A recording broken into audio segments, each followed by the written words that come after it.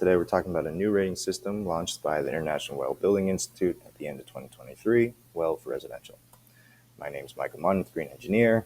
We're a sustainable design consulting firm with a nice list of services there on your screen on the right, but to keep things brief, we do a bunch of stuff. Quick ecosystem overview for Well. If you've heard of it before, you're probably thinking of the Well version 2 standard, for which many different products are packaged around, but residential never quite fit. So they've corrected for that with the launch of Well for Residential. Well is a library of evidence-based strategies. There's over 7,000 peer-reviewed studies and citations and over 500 evidence-based interventions. According to the CDC, the largest determinant of our health and well-being is our physical and social environment. And that's further supported by the statistic, which you may have heard before, that we spend approximately 90% of our time indoors.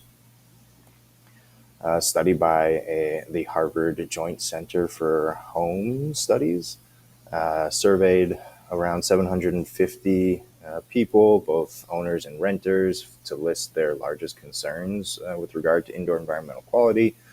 And their responses were, around dampness, mold, and moisture, household dust, pests, water quality, a large range of issues here. But really, we wanted to highlight how Well for Residential addresses most of them. So with that, we wanted to dive into the rating system that was specifically tailored to residential buildings and how it may be a good fit or provide some opportunities for your residential building. First, there are no mandatory requirements in Well for Residential. That is a big deal.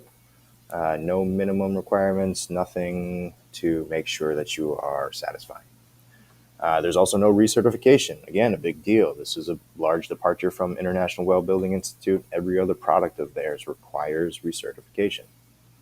Well for Residential is currently in pilot and open for registration. It follows the same 10 concepts you may be familiar with from the Well version 2 standard. And the boundary for what is certified is different in that if a residential unit can satisfy 40 points, and points can vary from unit to unit, the unit itself becomes a well-certified residence. So first example here, as I read through these, I'm going to breeze past a few later on, but focusing on the left side of the screen, the feature names are quite descriptive themselves. First one up, minimizing envelope air leakage. Clouded on the screen here is the infiltration rate specific to our local climate zone. And I wanted to highlight how it is a little bit more flexible than what Passive House is going to require.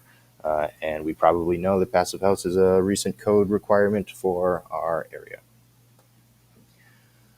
Another feature is monitoring outdoor air quality, and the novel approach from Well here is the communication aspect or notification to residents when outdoor air quality is bad and or improving.